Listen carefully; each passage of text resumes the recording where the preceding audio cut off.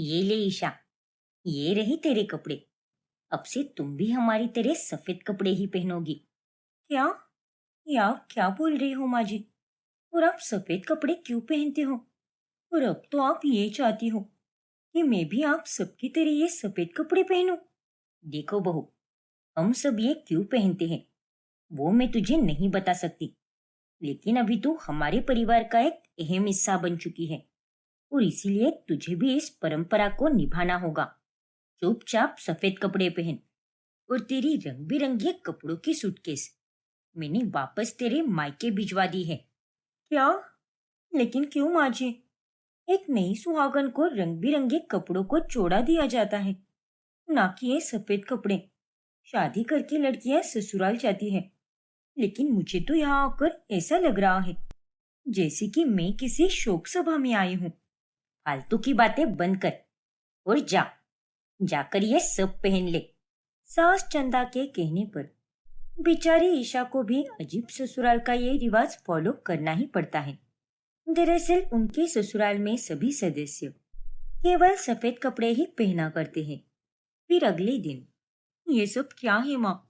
आपने मेरा रंग बिरंगे कपड़ों का सूटकेस वापस क्यों ले लिया? अगर आपको ये सब पता था कि ये लोग सफेद कपड़े ही पहनते हैं, तो आपने मेरी शादी इस घर में क्यों कराई? शादी के दिन व्हाइट एंड गोल्डन थीम था, इसीलिए मुझे इतना कुछ समझ नहीं आया।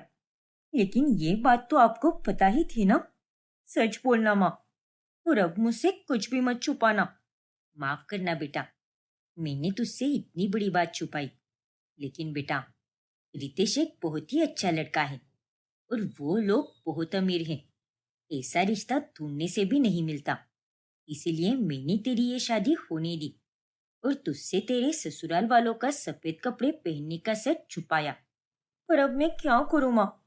मैं तो इस शादी के बंधन में पूरी तरह फंस गई हूँ। आपको तो पता ही है कि मुझे सजना संवरना कितना पसंद है। ना जाने कितने अरमान सजाए थे मैंने। शादी के बाद साड़ियाँ पहनूंगी, अलग अलग रंगों के पंजाबी अनारकली सूट पहनूंगी। लेकिन मेरे सारे अरमानों पर पानी फिर गया माँ, जो मैं इस मनहूस ससुराल में आ गई। पर बेटा, तुझे तो बस सफेद कपड़े ही तो पहनने हैं ना। बाकी तेरे लिए वहां पर सारी सुविधाएं हैं। इन सारी सुविधाओं का मैं आचार डालूं क्या माँ? आप रहने दीजिए और आप तो मुझसे बात ही मत कीजिए। बाय। अरे ईशा बेटा, मेरी बात तो सुन बेटा। हे भगवान, मुझे पता ही था कि जब ईशा को ये सब पता चलेगा तो वो बहुत तिलमिला उठेगी। लेकिन अब मैं भी करूँ तो क्या करूँ? इतना अच्छा रिश्ता मिला था, इसलिए मैंने ये सब किया। खैर, वक्त के साथ सब ठीक हो जाएगा। ईशा बाकी नौजवान लड़कियों की तरह नहीं है जो जिद करके वापस मायके आ जाएगी। वो अपने ससुराल वालों का ध्यान रखेगी और सफेद कपड़े पहनने की परंपरा भी बरकरार रखेगी। अब ससुराल में ना चाहकर भी ईशा को सफेद कपड़े पहनने ही पड़ते हैं। ऐसे ही एक रोज जब सबको शादी का न्योता आता है, तभी, अरे ये क्या माँ जी, हम सब शादी में जा रहे हैं ना, ना कि किसी शोक सभा में। तो हमें वहां पर अच्छे कपड़े पहनने चाहिए और रोजाना ही सफेद कपड़े पहनना कंपलसरी है क्या? कभी के नाम पर तो हम रंगीन कपड़े पहन ही सकते हैं ना। बिल्कुल भी नहीं। गोपाल नाथ जी, जरा समझाइए अपनी बहू को। चंदा सही कह रही है बहू, हमारे खानदान में कोई भी रंगीन कपड़े नहीं पहन सकता। और जिस दिन पहन लिया, उस दिन उस दिन क्या पापा जी? क्या हो जाएगा उस दिन? वो मैं तुम्हें अभी नहीं बता सकता, लेकिन इतना जरूर है कि उस दिन बहुत बुरा होगा। इसलिए अपने पति और हमारी भलाई चाहती हो तो कम से कम हमारा मान रखने के लिए ही सही, हमारे प्यार के लिए चुपचाप ये सफेद कपड़े ही पहना करो। और हाँ, रोज रोज इतना सवाल जवाब मत किया करो। अब चलो, जल्दी से तैयार हो जाओ, हमें निकलने में देर हो रही है। इस तरह ईशा के ससुराल वाले उसे चुप करा देते हैं। वे शादी में जाने के बाद ईशा बगल में खड़ी दो औरतों को आपस में बतियाते हुए देखती है। जरा देख तो, ये चंदा और उसके परिवार वालों का दिमाग क्या घुटनों में है क्या? अरे शादी के फंक्शन में भी कोई सफेद कपड़े पहनकर आता है क्या? अरे ये सब तो है ही बेवकूफ। ना जाने रोजाना सफेद कपड़े क्यों पहनते हैं क्या पता। बड़े ही अजीब लोग हैं ये। अब इनके सफेद कपड़े पहनने के पीछे का राज तो यही लोग जाने। मैं तो बहुत सोचती हूँ कि आखिर ऐसा करने के पीछे क्या वजह हो सकती है। अरे ये सब तो हमारे मोहल्ले की मंजू काकी जानती है। उन्हें सब पता होता है। क्या? वही मंजू काकी ना, जो अकेली रहती है? हाँ हाँ वही। अब तो वो 80 साल की हो चुकी है। उनका चंदा के सास ससुर के साथ रिश्ता बहुत अच्छा था और उसे अच्छे से पता है कि ये लोग सफेद कपड़े क्यों पहनते हैं। देखिए माँ जी, कैसे सब हमारे बारे में बातें बना रहे हैं। इसीलिए कह रही थी मैं कि आज के दिन तो हम रंग बिरंगे कपड़े पहन लेते हैं। अरे ये लोग तो कुत्ते का दूसरा रूप है। जितना भौंकना है भौंकने दे और तू चुपचाप खादी में खाना खा और चल यहाँ से। सच में मेरे ससुराल वालों का दिमाग घुटने में ही है। यहाँ पर ये सब इनके बारे में अनाप शनाप बोले जा रहे हैं और इन सबको बस अपने उसूल और घटिया परंपरा की पड़ी है। इज्जत गई तेल लेने। लेकिन ये औरतें किसी मंजू काकी के बारे में बात कर रही थी। ये तीनों तो मुझे इसके पीछे का राज बताने से रहे। तो अब एक ही रास्ता है, मुझे मंजू काकी के पास जाना होगा। अब वही एक है जो मुझे इसके पीछे का राज बता सकती है। फिर अगले दिन ईशा मंजू काकी के पास जाती है। तभी, माफ करना बेटा, लेकिन तुम्हारे ससुराल वालों का राज केवल मेरे पति ही जानते थे, जिनका 7 साल पहले ही स्वर्गवास हो चुका है। मेरा बेटा दूसरे शहर में काम करता है और मैं यहाँ पर अकेली रहती हूँ। Oh no! ये सब जानकर मुझे काफी बुरा लगा। लेकिन क्या आपको थोड़ी सी भी जानकारी नहीं है क्या? पूरा राज ना सही, लेकिन थोड़ा बहुत ही सही। आखिर कुछ तो पता होगा आपको। नहीं बेटा, मुझे कुछ भी नहीं पता। और अगर पता भी होता तो ये राज मैं तुझसे क्यों छुपाती। और सच कहूं तो ये सभी बातें मुझे भी बहुत खलती हैं कि आखिर ये लोग केवल सफेद कपड़े ही क्यों पहनते हैं। मैंने अपने पति से भी पूछा था, लेकिन उन्होंने कभी नहीं बताया। वो भी यही कहते थे कि ऐसे राज बताए नहीं जाते, वरना उन पर भी खतरा हो सकता है। ठीक है काकी जी, आप अपना ध्यान रखिए और कुछ भी लगे तो मुझे बता दीजिए। हाँ बेटा। अब ईशा बहुत सोच में पड़ जाती है। बस एक ही उम्मीद थी, मंजू काकी सब बताएगी, लेकिन उन्हें भी कुछ भी नहीं पता। पर जो भी हो, अभी तक की मिली हुई जानकारी से इतना साबित तो हो चुका है कि अगर मेरे ससुराल वालों ने सफेद कपड़े पहनना छोड़ दिया तो उनके साथ कुछ बहुत बुरा होगा। और अब इस सच का पता लगाने का एक ही तरीका है और वो मैं अच्छे से जानती हूँ। फिर एक रोज जब चंदा और गोपाल नाथ एक दिन के लिए किसी काम के चलते गांव गए होते हैं, तभी मौके का फायदा उठाते हुए ईशा और रितेश की कोल्ड ड्रिंक में शराब मिला देती है। क्या बात है ईशा, आज गर्मा गर्म पकोड़े और ये कोल्ड ड्रिंक और साथ में ये वेफर्स भी। भाई वाह, ये देखकर तो मजा ही आ गया। अब तुम मैच देख रहे हो ना, तो मस्त मजे से खा पी कर देखो, इसलिए ये सब लेकर आई मैं। चलो अच्छा है, thank you so much. You are most welcome Ritesh. फिर 2 घंटे के बाद रितेश को चढ़ जाती है और तभी, देखो रितेश, आज तुम मुझसे कुछ भी नहीं छुपा सकते। जो कुछ भी है तुम्हें सब बताना होगा कि आखिर तुम माँ जी और पापा जी सफेद कपड़े क्यों पहनते आ रहे हो। इसके पीछे क्या राज है? इस राज ने मुझे बहुत परेशान करके रखा है। और सच कहूं ईशा, तो मुझे भी रंगीन कपड़े पहनने का बड़ा मन करता है। लेकिन आज से 100 साल पहले हमारी परदादा जी से एक गलती हुई थी। उन्होंने एक साधु जी की तपस्या भंग की थी, जिसके बाद जिसके बाद उन्होंने परदादा जी को श्राप दे दिया कि अगर हमारे खानदान में किसी ने भी रंग बिरंगे कपड़े पहन लिए तो उस व्यक्ति की मृत्यु हो जाएगी। भला ये कैसा अजीब सा श्राप है? अब उन्होंने तो यही श्राप दिया है, क्योंकि कपड़े हमारे जीवन का अहम हिस्सा है। लेकिन अगर हम रोजाना बेरंग कपड़े पहनेंगे तो हमारे जीवन से सारे खुशियों के रंग चले जाएंगे। और वो साधु जी यही चाहते थे। इसलिए आज तक हम सभी लोग सफेद कपड़े पहनते आ रहे हैं। और अब तुम भी हमारे परिवार का हिस्सा हो, इसलिए ये श्राप तुम पर भी लागू होता है। बाप रे, ये सभी लोग इतने बड़े अंधविश्वास के जाल में फंस गए हैं। और ये बात तो 100 साल पुरानी है और अब तो 2026 चल रहा है। नहीं नहीं, मुझे अपने ससुराल वालों को इस अंधविश्वास से मुक्त कराना ही होगा। लेकिन कैसे करूं मैं? खैर, वो तो मैं सोच ही लूंगी बाद में। लेकिन फिलहाल के लिए ये अच्छा हुआ जो मेरा मकसद कामयाब हो गया और आखिरकार मैंने रितेश के मुंह से सच उगलवा ही लिया। फिर ऐसे ही एक दिन जब ईशा को बाहर सहेलियों से मिलने जाना होता है, तभी वो चुपके से घर में एक नई लाल कलर की शॉर्ट ड्रेस लाती है। ईशा बहू, अरे तू तो एक नंबर की नालायक लड़की है। तुझे क्या लगा चुपके से लाल कपड़े पहनकर जाएगी और हमें कुछ भी पता नहीं चलेगा? रुक जा, इधर ला ये ड्रेस। अरे, ये आप क्या कर रही हो माँ जी? फिर चंदा ईशा से वो लाल ड्रेस छीनकर वो उसे जला देती है। ये आपने क्या किया माँ जी? ये ड्रेस पूरे 2000 का था।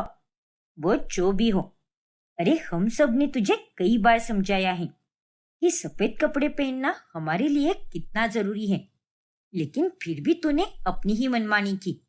बस कीजिए माँ जी, मैं भी आप लोगों को कई बार समझा चुकी हूँ कि आप लोग ये सब बेवजह ही कर रहे हो। ये सब करके आपको कुछ भी नहीं मिलने वाला। छोड़ दीजिए ये सफेद कपड़े पहनना। नहीं बहू, ये हमारी खानदानी परंपरा है और ये कभी नहीं रुकेगी, क्योंकि अगर ये परंपरा रुक गई तो सब रुक जाएगा, वो भी हमेशा हमेशा के लिए। और ये घटिया हरकत आज तो तूने कर ली, लेकिन इसके बाद ऐसा करना तो दूर की बात है। ऐसा करने के बारे में सोचना भी मत, वरना मुझसे बुरा और कोई नहीं होगा। समझे कि नहीं? ससुराल वालों के इस नाटक से परेशान होकर ईशा अब आखिर में एक धांसू प्लान बनाती है। इस शरबत में मैं ऐसा कुछ मिला रही हूँ जिसे पीने के बाद ये तीनों मेरी ही बात मानेंगे और इस तरह से मेरा प्लान कामयाब भी हो जाएगा। आई जस्ट होप कि एक बार में ही मेरे ससुराल वालों का अंधविश्वास खत्म हो जाए।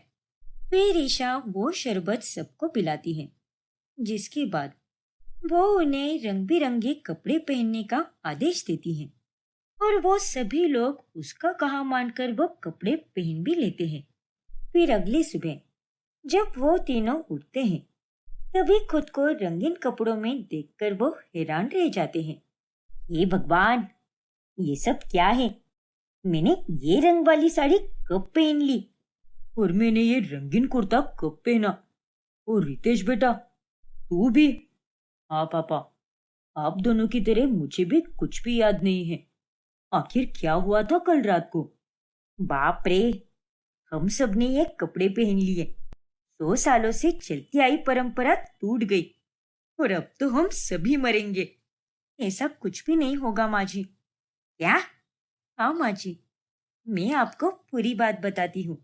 फिर ईशा उन तीनों को सारी बातें बताती है कि कैसे उसने रितेश से सच उगलवाया और कैसे उसने रात में सबको शरबत पिलाकर आदेश दिया।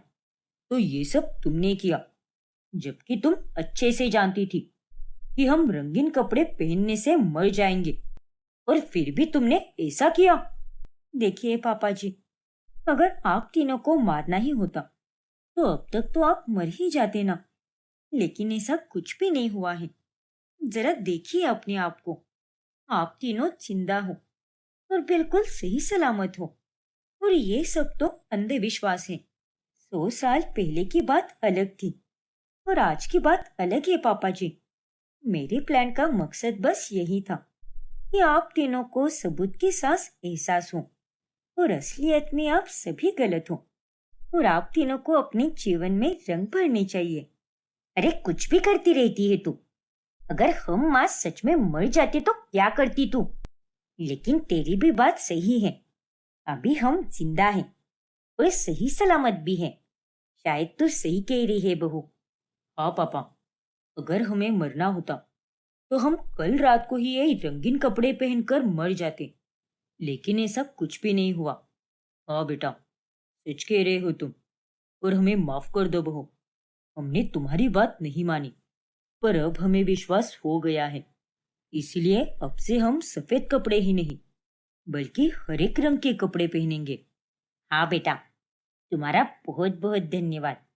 अगर तुम ये चाल नहीं चलती तो हम जीवन भर यूं ही सफेद कपड़े पहनते रहते और इस तरह अंत में सब ठीक हो जाता है और वो लोग रंगीन कपड़े पहनना शुरू कर देते हैं, जिससे उन सबके जीवन में खुशियों के रंग भर जाते हैं। सोनिया अपनी सास जागृति, ससुर ब्रिजेश और पति कुणाल के साथ रहती है। एक रोज अचानक से धनिया बहुत महंगा हो जाता है, जिस कारण सबके जीवन में मानो तूफान ही आ जाता है। अबे ओ कल्लू के बच्चे, तू पागल पागल हो गया है क्या? धनिया बेच रहा है या सोना बेच रहा है तू? अरे कल तक ये धनिया एक जोड़ी 10 रुपए में मिलती थी और आज तो तू उसी की कीमत सीधे 100 रुपए बता रहा है। माँ जी, लगता है इसकी कल रात की अभी तक उतरी नहीं है। जरा देसी पीना बंद कर भाई, कुछ ज्यादा ही चढ़ती है तुमको। और नहीं तो क्या, फालतू का हमें यहाँ आकर हार्ट अटैक दे रहा है। चल, अब चुपचाप से हमको दो दो जोड़ी धनिया दे दे। माफ करना मैडम, लेकिन मैंने कोई नशा नहीं किया है। सच में धनिया सोने के भाव बिक रहा है। अब मैंने भी इसे ज्यादा दाम में ही खरीदा है। उल्टा मैं तो आप लोगों से बस चंद पैसों का ही मुनाफा कर रहा हूँ, और देखा जाए तो मेरा भी एक प्रकार से घाटे का सौदा ही हो रहा है। क्या? ये भगवान, ये कैसी मुसीबत हो गई है? मालती बहन, अब हम क्या करेंगे? पता नहीं जागृति बहन, ये महंगाई एक दिन हम सबको खा ही जाएगी। अरे कल्लू, कुछ तो कम कर। इतना महंगा धनिया हम कैसे खरीदे? हाँ कल्लू भाई, धनिया तो हमें रोजाना ही लगता है ना। अब रोजाना के तौर पर हम इतने पैसे कैसे खर्च करेंगे? तू भी जरा सोच के बताना। हाँ भाभी जी, लेकिन अब मैं भी क्या करूं? ये सब तो वातावरण में आए हुए बदलाव के कारण हुआ है। इसीलिए अचानक से धनिया सामने से ही महंगे दाम में आ रहा है। सभी औरतें अपना सर पकड़ लेती हैं और अब कोई धनिया खरीदता ही नहीं। फिर रात के समय जब ब्रिजेश और कुणाल बिना धनिये का खाना खाते हैं, तभी यार, बिना धनिये के बिना तो ये खाना खाना लग ही नहीं रहा। सच में, एक हमारा जमाना था जिसमें हर एक चीज सस्ती थी, इतनी ताजा होती थी। लेकिन आज का ये जमाना क्या हो गया है, जहाँ एक मामूली से धनिया भी इतना भाव खा रही है। ना जाने आगे का भविष्य कैसे होगा। हाँ पापा जी, लेकिन हम भी इसमें कुछ नहीं कर सकते। रोजाना के तौर पर अगर इतना महंगा धनिया खरीदने लगे तो हम तो जल्दी ही रास्ते पर आ जाएंगे। ये आप कैसी बातें कर रही हो माँ? माना कि धनिया का दाम बढ़ा हुआ है, लेकिन हमेशा के लिए थोड़ी ना बढ़ा रहता है। कुछ समय बाद कम भी हो जाएगा, और तब तक अगर थोड़े एक्स्ट्रा के पैसे खर्च होंगे तो होने दीजिए ना। लेकिन धनिये के बगैर खाना मत बनाइए, प्लीज माँ। नहीं नहीं, अरे पगला गया है क्या तू? अगर ऊपर वाले ने हमें अच्छे खासे पैसे दिए हैं तो इसका मतलब ये थोड़ी ना है कि हम उसे पानी की तरह इस्तेमाल करें। धनिया अब हफ्ते में 1 या 2 बार ही आएगा, इसलिए तुम दोनों अपने मन और पेट को समझा दो। अरे नहीं जागृति, एक बार को तो मैं तुम्हारे बिना भी रह लूंगा, लेकिन धनिया की चटनी खाए बगैर कैसे रह सकता हूँ मैं? क्या क्या कहा आपने? जरा फिर से कहना तो। अरे नहीं नहीं, कुछ भी तो नहीं कहा मैंने। मैं अभी आया, वो मुझे कुछ काम याद आ गया, और मेरा खाना भी हो गया है। अरे रुक जाइए, कहाँ भाग रहे हो? बहुत मुंह चल रहा है ना आपका। जागृति के मना करने के बाद भी सोनिया अगले दिन धनिया लेकर ही आती है, जिसे देखकर जागृति बहुत खुश होती है। अरे ये क्या है बहू, तुम ये इतना सारा धनिया कहाँ से लाया? तुझे कम दाम में मिला है क्या? और कहाँ से लाई तू ये? अरे बताए कि भी, जुबान पर गोंद लगाया है क्या तूने? अरे माँ जी, ये धनिया तो मैंने अपने कल्लू सब्जी वाले से ही खरीदा है। ये तो क्या कह रही है? तुझे मैंने मना किया था ना कि धनिया केवल हफ्ते में 1 या 2 बार ही खरीदना है। और ला लाकर भी तूने कितना सारा धनिया लाया है। अरे तेरी अकल क्या घास चढ़ने गई है क्या? बेवकूफ कहीं की। तो फिर क्या करे माँ जी, धनिया के बिना तो किसी भी खाने में स्वाद ही नहीं आता। यूं तिल तिल करके जीने से अच्छा तो यही होगा ना कि 2 पैसे एक्स्ट्रा के खर्च करके शांति से खाना खाए। और वैसे भी इंसान इतनी मेहनत क्यों करता है? 4 पैसे कमाकर वो अपने मन का खा सके, इसीलिए ना। और अगर हम वही ना खा पाए तो फिर क्या फायदा उस खून पसीने की मेहनत का? अरे बकवास बंद कर और ज्यादा ज्ञान मत सिखा मुझे। मैं तेरी सास हूँ। अरे तुम जैसे नौजवानों की सोच ही गलत है। जो मन में आया वो कर देते हो, ना आगे देखते हो ना पीछे देखते हो। अरे आज अगर पैसे बचाओगे तो कल जाकर वो किसी ना किसी तरह जरूर काम आएंगे। लेकिन नहीं, तेरे मायके वालों ने तो हमारे आंगन में पैसों का पेड़ लगाया है ना, जिससे हम रोजाना पैसे तोड़कर उड़ा सके। अब इसमें मेरे मायके वालों को आप क्यों घसीट रही हो माँ जी? अरे क्यों ना घसीटू, तुझमें तो जरा भी अकल नहीं है। एक गृहिणी अपनी गृहस्थी को आगे बढ़ाती है, वो भी बचत करके। लेकिन तू तो उसे आगे बढ़ाने की जगह पर बर्बाद करने पे तुली हुई है। और मेरा बेटा भी चोरों का गुलाम बनकर तेरी हाँ में हाँ मिलाता रहता है। और खबरदार, अगर तूने कल से उस कल्लू से धनिया लाया तो। लेकिन माँ जी। अरे चुप हो जा, हिसाब किताब सब मैं करूंगी। और अब से तू बाहर से कुछ भी नहीं लाएगी। अगर मैंने तेरे हाथ में सारी गृहस्थी सौंप दी फिर तो तू हमें जल्द ही कंगाल कर देगी। ना बाबा ना, मैं ऐसा हरगिज नहीं होने दे सकती। पर माँ जी, बड़ी ही अजीब औरत है ये तो। 30-40 रुपए के लिए इतनी बहस कर रही है। अब इतने पैसे अगर हम अपने खान पान में खर्च नहीं कर सकते तो क्या फायदा उन पैसों का? फिर जागृति कल्लू सब्जी वाले के पास जाकर वो धनिया उसे वापस लौटाती है। क्यों रे कल्लू के बच्चे, खबरदार अगर तूने मेरे बहू को धनिया दिया तो। अरे लालची है तू, इतना महंगा धनिया बेचकर तुझे शर्म नहीं आती क्या? इतने पैसे बनाकर कौन सा ताजमहल बनाना है तुझे? झूठा कहीं का, पूरे मोहल्ले वालों की जीवन से सारी खुशियां छीन ली है तूने। अरे काकी जी, अब मैंने क्या किया भला? अब इन धनिया के दाम मैंने खुद थोड़ी ना बढ़ाए हैं। मैं आपको पहले भी समझा चुका हूँ कि मौसम में खराबी आने के कारण ये सब हुआ है। और सामने से ही मुझे इतना महंगा धनिया मिल रहा है। और अगर मेरे पास कोई ग्राहक आएगा तो मैं उसे धनिया क्यों ना बेचूं भला? एक तो पहले ही मेरा धनिया कोई नहीं ले रहा और उस पर आप लिया हुआ धनिया भी वापस लौटा रही हो। देख कर लो, तुझे दुनिया में जिसे बेचना है बेच दे, लेकिन मेरी बहू को नहीं। अगर मुझे पता चला कि तूने उसे धनिया दिया है तो उसी दिन मैं तुझे अच्छे से सबक सिखाऊंगी।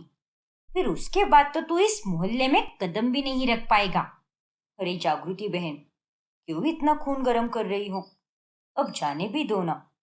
इसमें इस बेचारे कुल्लू का क्या कसूर है? अब ये जानबूझकर तो नहीं कर रहा ना। लगता है आप सारी पुरानी बातें भूल गई हो। अरे यही कुल्लू हमें हर रोज मुफ्त में धनिया देता था, लेकिन अब वक्त ही ऐसा आ गया है कि ये खुद चाहकर भी हमारे लिए कुछ भी नहीं कर सकता।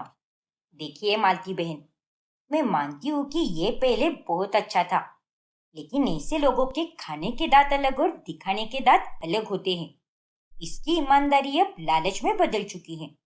कोई मौसम खराब बराब नहीं हुआ है, ये तो बस इसके नाटक है।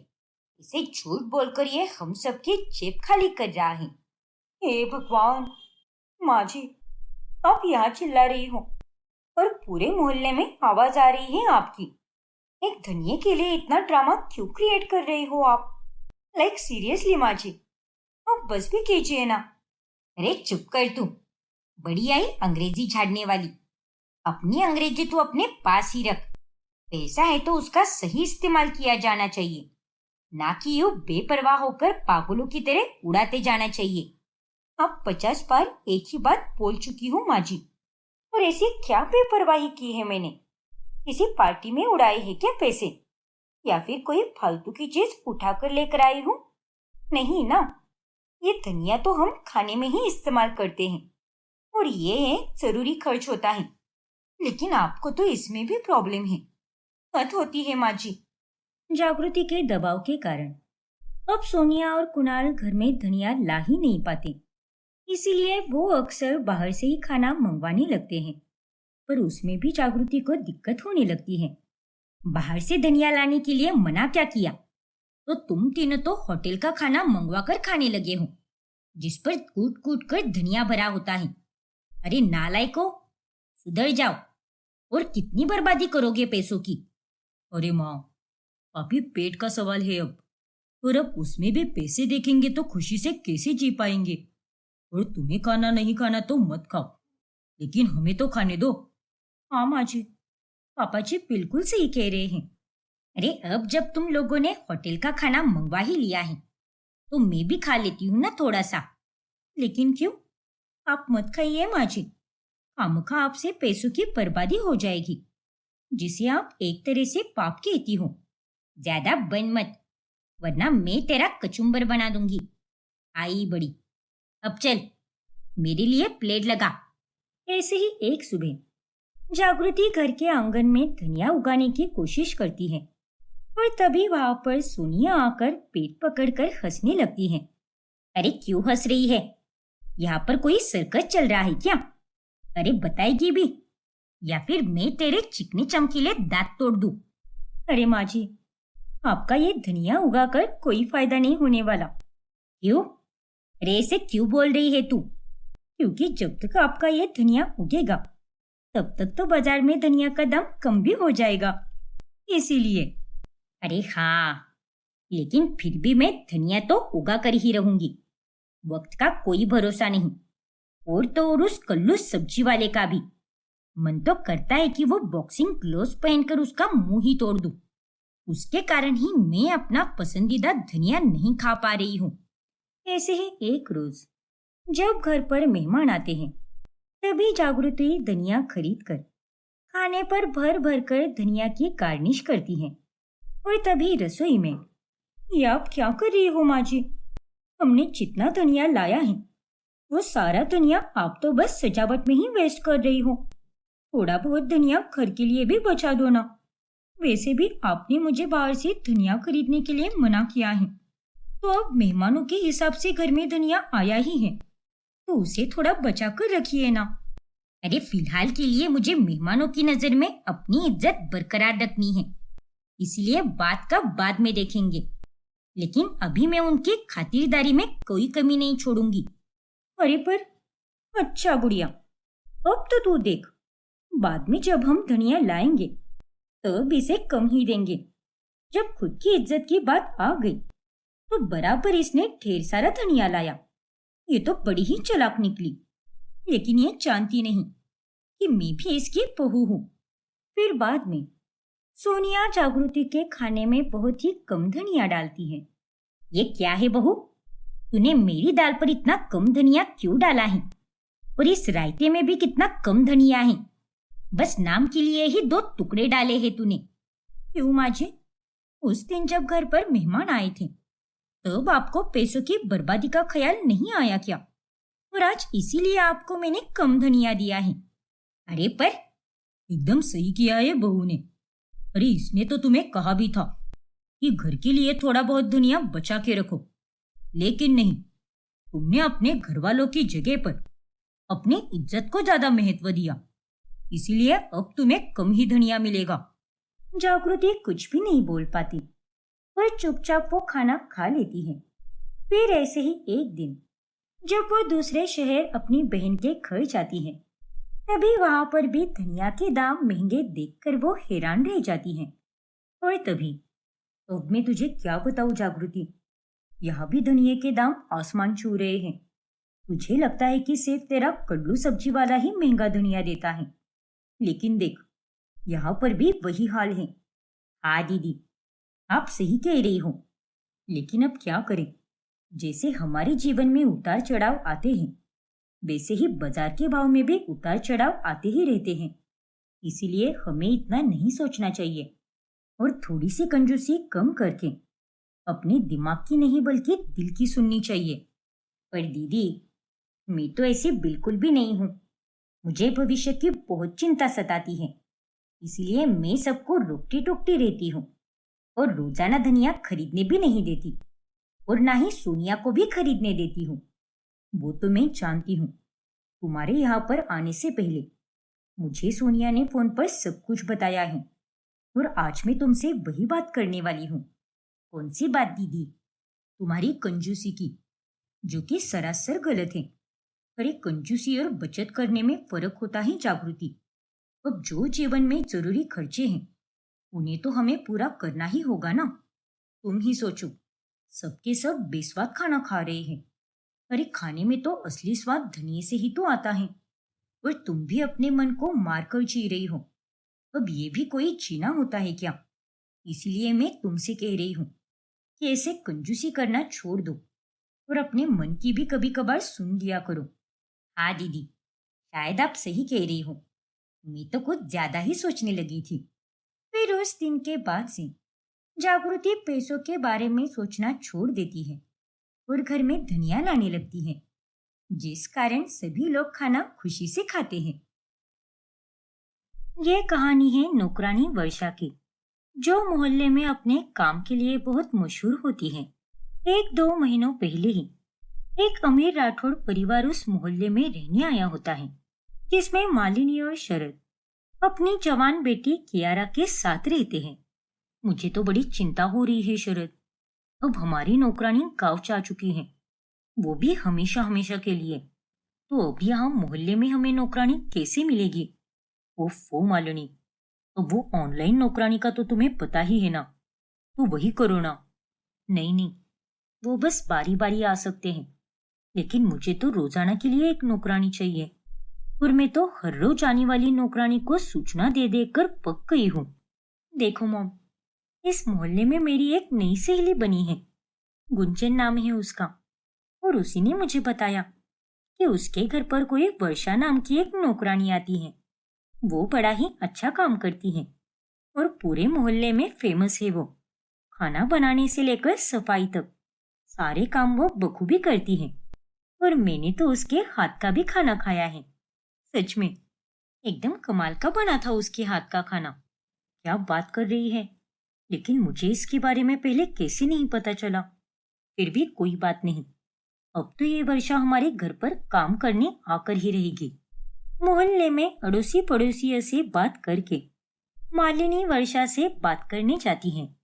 देखिए बड़ी मैडम, मेरे को आपके इस बड़े से बंगले में काम करने के लिए कोई भी दिक्कत नहीं है, लेकिन मैं तो इस पूरे मोहल्ले में कई घरों में जा जाकर काम करती है और आपके पास आएगी तो। हाँ, मैं तुम्हारी बात समझ रही हूँ वर्षा, और उसी के लिए तो मैं तुम्हें ज्यादा पैसे दे रही हूँ ना। देखो, मैं तुम्हें पूरी 50,000 सैलरी दूंगी।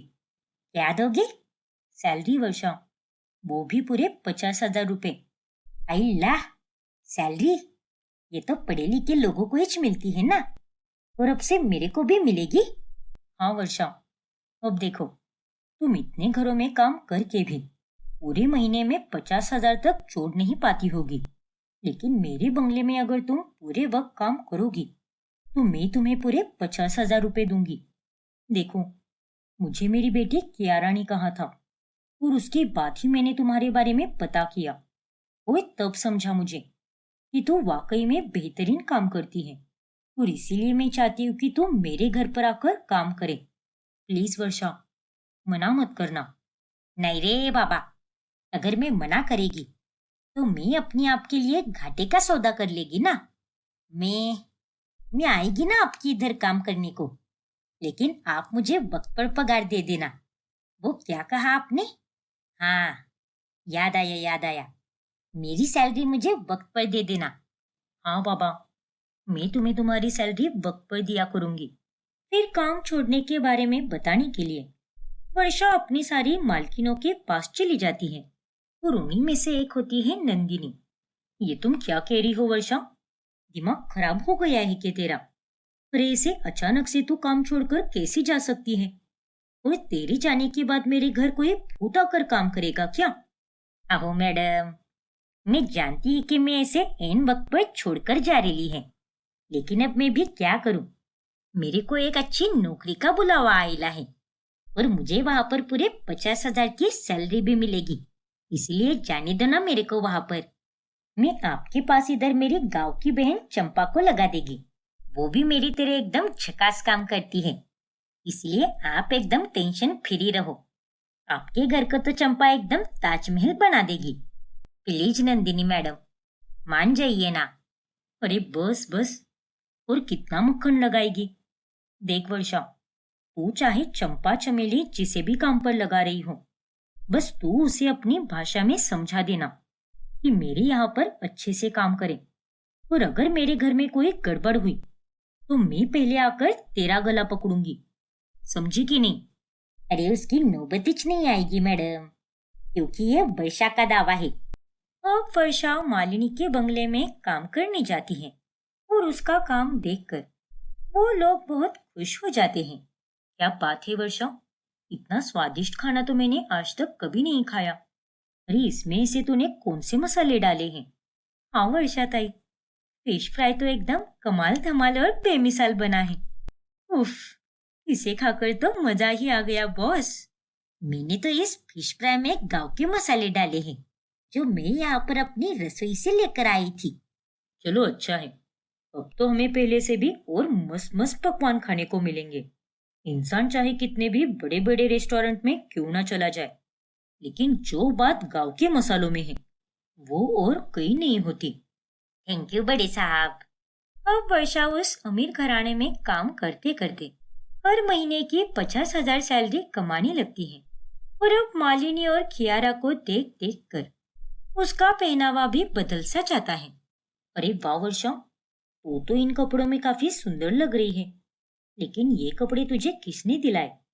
ये कपड़े तो मैंने ही खरीदे हैं मैडम, वो भी अपनी सैलरी से। वैसे सुझाव तो कियारा मैडम का था। उन्होंने ही बताया कि मार्केट में एक जगह है जहाँ पर अच्छे अच्छे कपड़े मिलते हैं, वो भी एकदम किफायती दाम में। इसलिए मैं तो अब से ऐसे मॉडर्न कपड़े पहना करेगी।